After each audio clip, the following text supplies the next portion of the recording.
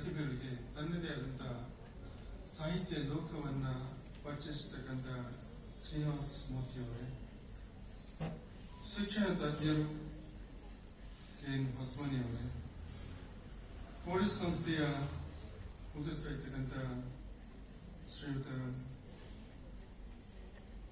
ಸಾಹಿತ್ಯ ವೆಂಕಟೇಶ್ ನಾಯ್ಕ ಅವರೇ, ಹಾಗೂ ವೇದಿಕೆ ಇರ್ತಕ್ಕಂಥ ಸ್ನೇಹಿತರೆ, ಇಲ್ಲಿ ಸೇರಿರ್ತಕ್ಕಂಥ ಜಿಲ್ಲೆ ರಾಜ್ಯದ ಬೇರೆ ಬೇರೆ ಜಿಲ್ಲೆಯಿಂದ ಬಂದಿರತಕ್ಕಂಥ ಸಾಹಿತಿಗಳೇ, ಸ್ನೇಹಿತರೆ, ಮುದ್ದು ವಿದ್ಯಾರ್ಥಿನಿಯರೇ ಹಾಗೂ ಎಲ್ಲ ಸೋದರ ಸೋದರಿಯರೇ, ಮಾಧ್ಯಮ ಮಿತ್ರರೇ, ನಾವೆಲ್ಲರೂ ಕೂಡ ಬಹಳ ಅದ್ಭುತವಾಗಿರ್ತಕ್ಕಂಥ ಕಾರ್ಯಕ್ರಮದಲ್ಲಿ ಭಾಗಿಯಾಗಿದ್ವಿ.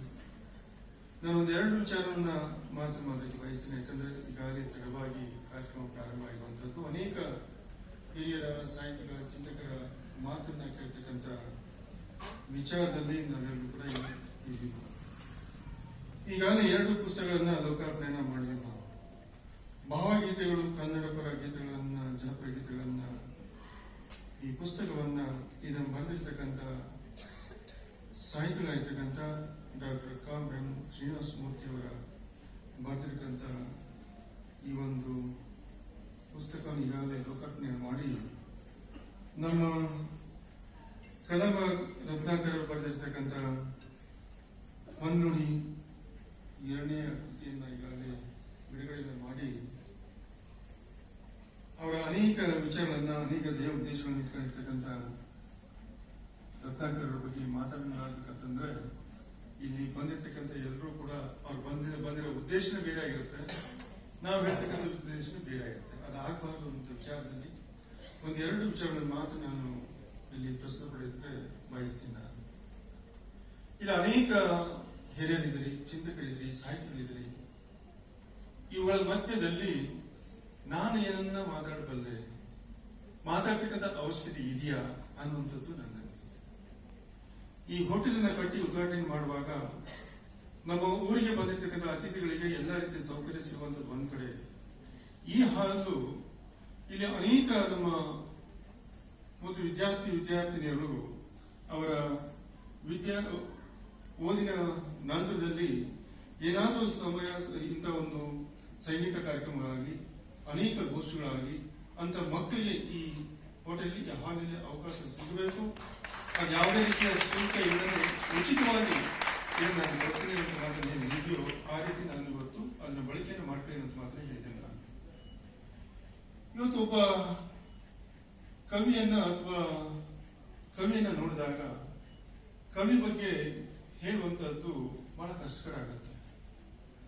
ಒಂದ್ ಕಡೆ ನಮ್ಮ ಶ್ರೀನಿವಾಸ ಮೂರ್ತಿ ಅಂತ ನೋಡಿದಾಗ ಅವ್ರು ಸುಮ್ಮನೆ ಒಂಥರ ಕೂತ್ಕೊಂಡಿದ್ದಾರೆ. ಅವರ ವಿಚಾರಗಳೇ ಬೇರೆ ಇದೆ. ಇಲ್ಲೇನೋ ಕೂತ್ಕೊಂಡಿದ್ದಾರೆ. ಈಗ ಇಲ್ಲಿ ಸೊಗಸಾಗಿ ಹಾಡಿರ್ತಕ್ಕಂಥ ಮಕ್ಕಳ ಧ್ವನಿಯನ್ನ ಆಲಿಸಿರುವಂತಹದ್ದು, ಅನೇಕ ನಮ್ಮ ಶಿಷ್ಯ ಈ ಭಾಗದ ಅನೇಕ ಸ್ನೇಹಿತರ ಮುಖಗಳನ್ನ, ಹಾವಭಾವಗಳನ್ನ ನೋಡಿ ಆ ಹಾವಭಾವಗಳ ಜೊತೆಯಲ್ಲಿ ಆ ಕವಿಗಳ ಅವರ ಬಿಳಿಯ ಹಾಳಿನ ಮೇಲೆ ಎಲ್ಲ ಒಂದ್ ಕಡೆ ಅಕ್ಷರಗಳು ಮೂಡ್ತಾ ಇರುತ್ತೆ. ಆ ಅಕ್ಷರಗಳು ಏನ್ ಮೂಡ್ತಾ ಇದೆಯೋ ಆ ಅಕ್ಷರಗಳನ್ನ ನಾವೆಲ್ಲರೂ ನೋಡಿದಾಗ ಅವರ ಕವಿ ಲೋಕ ಎಲ್ಲೋ ತೆಗೆದು ಹೋಗಿರುತ್ತೆ. ಅಂತ ಒಂದು ಅದ್ಭುತವಾಗಿರ್ತಕ್ಕಂಥ ಕವಿಗಳನ್ನ ನಾನು ಮತ್ತೊಮ್ಮೆ ಸ್ಮರಿಸ್ತೀನಿ. ನಾನು ಅಂತ ಕವಿಗಳು, ಸಾವಿರಾರು ಜನ ಬರೆದಿರ್ತಕ್ಕಂಥ ಕವಿಗಳ ಏನು ಬರವಣಿಗೆಗಳಿದ್ದಾವಲ್ಲ, ಅವು ಎಲ್ಲರೂ ಕೂಡ ಅವು ಕವಿಗಳ ಕವನಗಳ ಆಜ್ಞೆ ಅವೆಲ್ಲರೂ ಪ್ರತಿಯೊಬ್ಬರ ಜೀವನದಲ್ಲಿ ಅವರ ಜೀವನವನ್ನ ಪರಿವರ್ತನೆ ಮಾಡ್ತಕ್ಕಂಥ ಅನೇಕ ವಿಚಾರಗಳನ್ನ ನಾವೆಲ್ಲರೂ ಕೂಡ ನೋಡಿದ್ವಿ, ಓದಿದ್ವಿ. ಅದನ್ನ ಅವರ ಜೀವನದಲ್ಲಿ ಪರಿವರ್ತನೆ ಕೂಡ ಮಾಡ್ಕೊಂಡಿರುವಂತದನ್ನ ನಾವು ಮರೆಯುವಂತದ್ದಲ್ಲ. ಹಾಗೆ ಇಂಥ ಒಬ್ಬ ಕವಿಗಳು ನಮ್ಮ ಹೋಟೆಲ್ಗೆ ಬಂದು ಮಕ್ಕಳ ಮುಂದೆ ಅವರ ಅನಿಸಿಕೆಯನ್ನ, ಹಾಡುಗಳನ್ನ, ಅವರ ಸ್ವರವನ್ನ ಕೇಳೋದ್ರ ಮುಖಾಂತರ ಅವರಿಗೆ ಅನೇಕ ಸಂದೇಶಗಳನ್ನ ಕೇಳ್ತಕ್ಕಂಥ ಆತುರದಲ್ಲಿ ನಾವೆಲ್ಲರೂ ಕೂಡ ಇದ್ವಿ. ನಾವು ಅಂತ ಒಬ್ಬ ಕವಿಗಳನ್ನ, ಅಂತ ಒಬ್ಬ ಕವಿಗಳ ಸಾಲಿರ್ತಕ್ಕಂಥ ಅನೇಕ ಮಹಾಪುರುಷರುಗಳ ಏನು ಬರೀತಕ್ಕಂಥ ಕವನಗಳನ್ನ ಬರೀ ಇವತ್ತೇನು ನಾವು ಬಿಡುಗಡೆ ಮಾಡಿರ್ತಕ್ಕಂಥ ಪುಸ್ತಕಗಳು ಅಲ್ಲಿ ಪುಸ್ತಕಗಳ ಅಥವಾ ಮನೆಯ ರ್ಯಾಕ್ ಅಲ್ಲಿ ಅಥವಾ ಲೈಬ್ರರಿಯ ರ್ಯಾಕ್ ಅಲ್ಲಿ ಅದು ಸೇರಬಾರದು.